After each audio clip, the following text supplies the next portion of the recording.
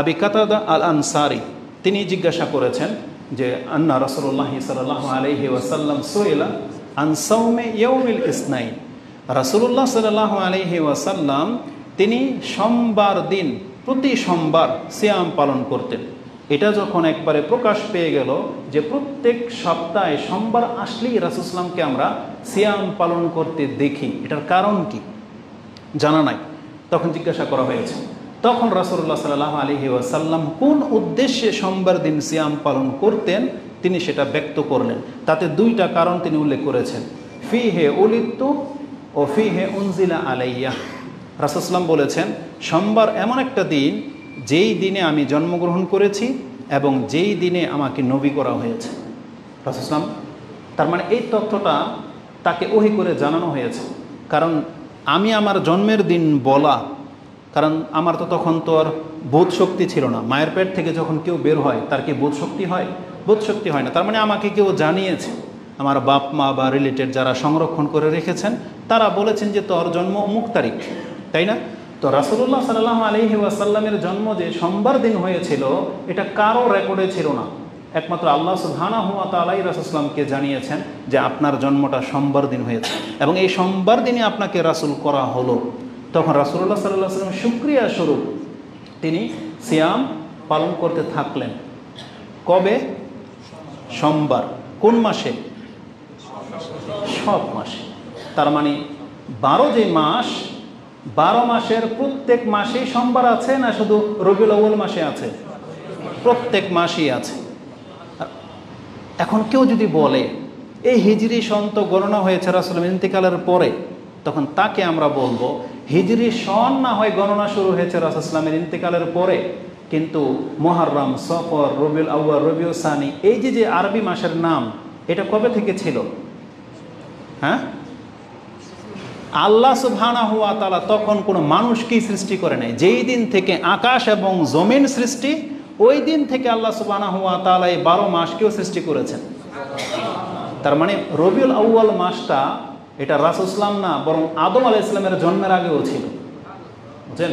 তার মানে বোঝা যাচ্ছে যে 12 মাস এর নামগুলো ছিল। আর রাসূলুল্লাহ সাল্লাল্লাহু আলাইহি ওয়াসাল্লাম সব মাসের সোমবার দিন সিয়াম পালন করতেন। এই হাদিসকে কেন্দ্র করে, এই হাদিসটি মুসলিমে রয়েছে সিয়ামের অধ্যায়, রাসূল সাল্লামের জন্মের অধ্যায়ে নাই, সিয়ামের অধ্যায়ে। তার মানে তাদের কাছে প্রাধান্য কি পেয়েছে? সিয়াম রাখা, এটা একটা কর্ম। এই হাদিস থেকে আমরা কয়েকটা জিনিস জানতে পারি, এটা আজকে খুতবার মূল। সেটা কি? রাসূলুল্লাহ সাল্লাল্লাহু আলাইহি ওয়াসাল্লামকে যখন জিজ্ঞাসা করা হলো আপনি সোমবার দিন কেন সিয়াম রাখেন, জবাবে তিনি দুইটা কারণ উল্লেখ করেছেন। একটা কি, যে এই দিন আমি জন্মগ্রহণ করেছি আর এই দিন আমাকে নবী করা হয়েছে। আরেকটা শব্দ হলো যাকা ইয়াউমিন উলিদতু ফিহি ওয়া ইয়াউমুন বুইস্তু, এই সময় আমাকে নবী করে পাঠানো হয়েছে, আও উনজিলা আলাইয়া ফিহি, অথবা তিনি বলেছিলেন যে এই দিন আমার উপরে ওহী নাজিল করা হয়েছে। তার মানে নবী করা হয়েছে রাসূলুল্লাহ সাল্লাল্লাহু আলাইহি ওয়াসাল্লাম। এটা আপনি পাবেন মুসলিমে 14 নম্বর অধ্যায় সিয়ামের অধ্যায় 26, 38, 26, 39, 40 এই 4টা হাদিস খুঁজেন।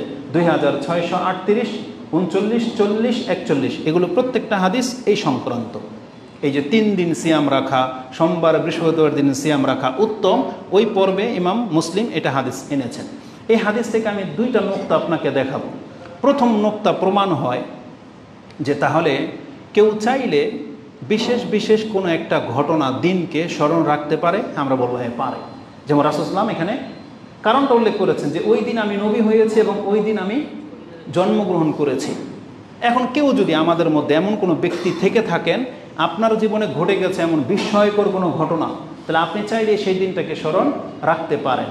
যে কোনো একদিন যদি আসে আপনাকে যদি জিজ্ঞেস করা হয় বা এই দিন আপনি সিয়াম কেন রেখেছেন, আপনি যদি বলেন একটা ঘটনা যে একটা অ্যাক্সিডেন্ট হয়েছিল অনেক মারাত্মক, অনেক মানুষ মারা গিয়েছিল কিন্তু সেই দিন আমি বেঁচে গিয়েছিলাম, এই জন্য আমি শুকরিয়া স্বরূপ সিয়াম রাখি।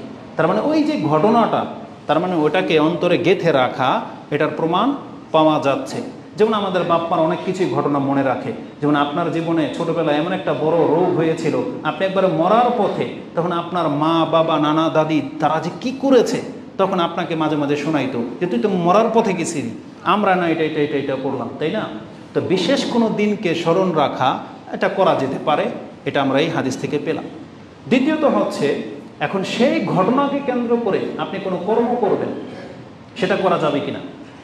এই হাদিস থেকে এটাও প্রমাণ পাওয়া যাচ্ছে যে হ্যাঁ, শুকরিয়া স্বরূপ কেউ যদি কোনো আমল করতে চায় তাহলে তারও ইসলামে প্রমাণ আছে। সেই আমলটা কি? সিয়াম রাখা। রাসূল কি করেছেন? সিয়াম রেখেছেন।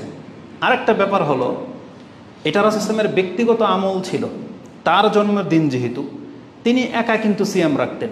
এখানে কিন্তু কোনো সাহাবীর জানাই নাই কেন সিয়াম রাখতেন। তার মানে বোঝা যাচ্ছে রাসূল ইসলাম নিজে কোনোদিন কোনো সাহাবীকে বলে নাই যে এই দিন আমি জন্মগ্রহণ করেছি তাই আমি সিয়াম রাখি, তোমরা খুশি হয়ে এই দিন তোমরাও সিয়াম রাখো। এটা কিন্তু রাসূল ইসলাম বলেনি। যখন সাহাবায়ে কেরামরা নিজেরা জিজ্ঞেস করেছেন তখন রাসূল ইসলাম কারণটা বলেছেন যে এই দিনে আমি সিয়াম এই জন্য রাখি। তার মানে বোঝা যাচ্ছে যে এই দিবস পালন করা এটা রাসূল ইসলামের উদ্দেশ্য ছিল না, এটা তার ব্যক্তিগত আমল ছিল, কিন্তু পরবর্তীতে সুন্নাহ হিসাবে আমরা নিয়েছি। এখন আমরা যদি ধরে নিই এখানে কয়েকটা কারণ, একটা কারণ তার জন্ম হওয়া, একটা কারণ তার নবী হওয়া। আমি আমারটা বলি, তারপর দেখি আপনারা একমত কিনা। এই দুইটা কারণের মধ্যে আমি মনে করি মূল হলো রাসূল ইসলাম নবী হওয়া। কারণ আল্লাহ সুবহানাহু ওয়া তাআলা কোরআনে তার জন্মের দিনটাকে প্রাধান্য দেননি, বা তার জন্ম হওয়াটাকে এটা আল্লাহ বড় অনুগ্রহ বলেন নাই, বরং তার নবী হওয়াটাকে এটা আল্লাহ অনেক বড় অনুগ্রহ বলেছেন, অনেক বড় অনুগ্রহ। যেমন দু একটা উদাহরণ দিয়ে দিতে বুঝতে পারবেন, যদি এখানে আমি নোট করি নেই, মেমোরিতে যেটা আছে। বনি ইসরাইল 17 নম্বর সূরা, সূরা ইসরা যেটাকে আপনি চিনেন, তার 86-87 নম্বর আয়াতটা দেখে নেন। তাতে আল্লাহ সুবহানাহু ওয়া তাআলা বলেছেন, আমি যদি চাইতাম আপনার উপরে কোরআন নাজিল আমি করতাম না। 86 নম্বর আয়াতটা দেখেন, আল্লাহ সুবহানাহু ওয়া তাআলা আমাদেরকে জানিয়ে দিয়েছেন।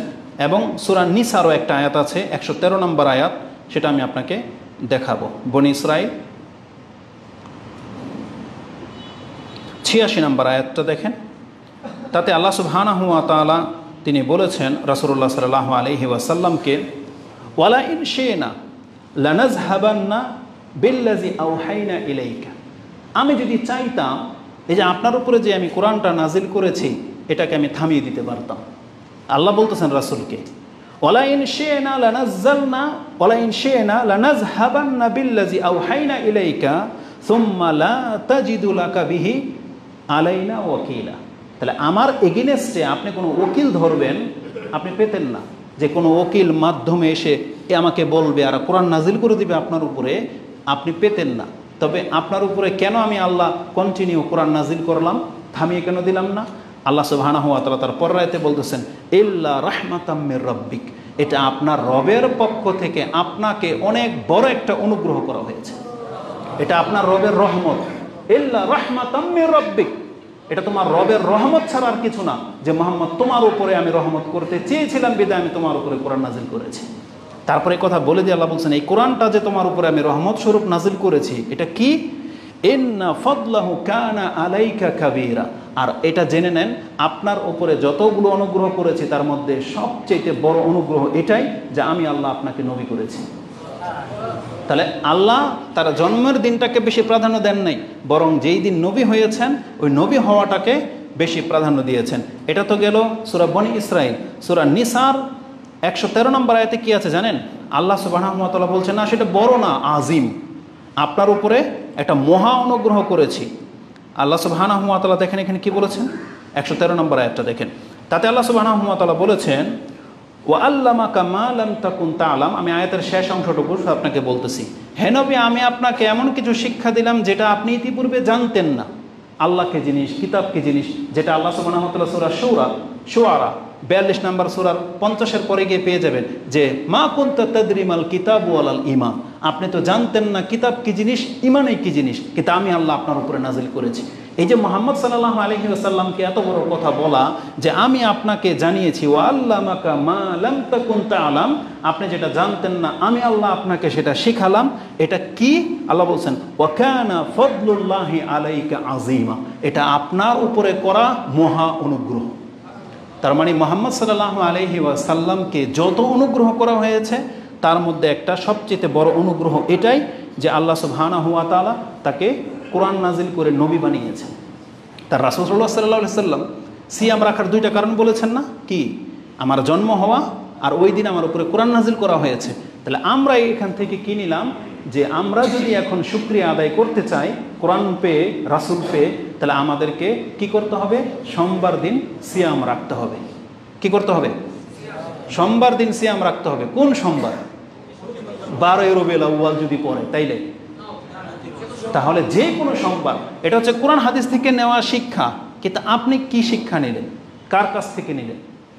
আপনি বছরে একটা দিন ধার্য করলেন, প্রত্যেক সপ্তাহে তো আপনার তৌফিক হয় না। আরে মাসে না হয় কোনো এক সোমবার আপনি সিয়াম রাখতেন, তাও করলেন না।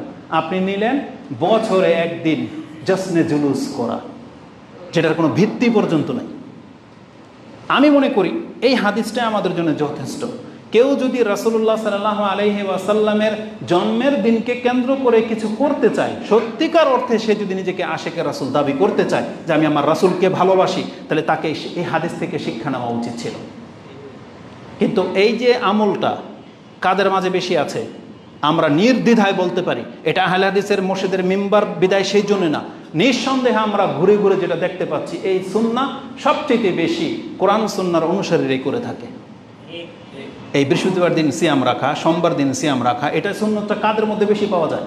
যারা কোরআন হাদিসকে ফলো করে তাদের মধ্যে বেশি পাওয়া যায়। ওই ছালার চট পরে মাজারে মাজারে যারা ঘুরে, তারা কোনোদিন এই আমলের সাথে তাদের কোনো সম্পর্ক নাই, তাদের সাথে ভিন্ন কিছুর সম্পর্ক। তা আল্লাহ সুবহানাহু ওয়া তাআলা রাসূলুল্লাহ সাল্লাল্লাহু আলাইহি ওয়াসাল্লামের জন্মের কথাটা আমাদেরকে রাসূল সাল্লাল্লাহু হাদিসের মাধ্যমে জানিয়েছেন। তা আমরা জানতে পেলাম এই হাদিসের মধ্যে তারিখের কথা আছে নাকি বারের কথা আছে? বার, সেটা হচ্ছে সোমবার। তার মানে কোরআন হাদিসের কোথাও ওই বছরে একবার কোনো কিছু পালন করতে হবে, এটা আল্লাহ সুবহানাহু ওয়া তাআলার সুন্নাহ না, আর এটা রাসূল সাল্লাল্লাহু আলাইহি আমাদেরকে শিক্ষা দেননি। আমাদেরকে যেটা করতে হবে সেটা প্রত্যেক দিনই আছে, প্রত্যেক সপ্তাহে আছে, প্রত্যেক মাসেই কোনো না কোনোভাবে থাকে। ওটা শুধু বছর কেন্দ্রিক না। তা আল্লাহ সুবহানাহু ওয়া তাআলা আমাদেরকে সঠিক বুঝদান করুন।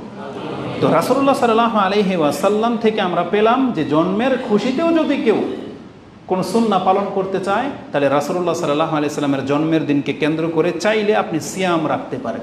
এটা রাসূলুল্লাহ সাল্লাল্লাহু আলাইহি সাল্লাম থেকে যেটা প্রমাণ আমাদের কাছে রয়েছে। তবে আরও কিছু কারণ বলে দিই।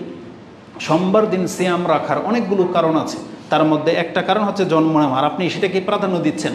কিন্তু এই সোমবার দিন সিয়াম রাখার আরও 3টা কারণ আমি আপনাকে বলি। এক তো হচ্ছে রাসূল সাল্লাল্লাহু আলাইহি ওয়াসাল্লাম এই দিন নবী হয়েছেন। আপনি কি জানেন এই সোমবার দিনে রাসূল সাল্লাল্লাহু আলাইহি ওয়াসাল্লাম মদিনা থেকে মক্কা থেকে মদিনায় হিজরত করেছিলেন? এই সোমবার দিনই। এই সোমবার দিনে বলা হয়েছিল যে সম্ভবত মক্কা বিজয় হয়েছে। তারপরে এই সোমবার দিন আকাশের দরজাগুলোকে খুলে দেওয়া হয়, জান্নাতের দরজা খুলে দেওয়া হয়, পুরো পৃথিবীবাসীর আমল আল্লাহর কাছে পেশ করা হয়।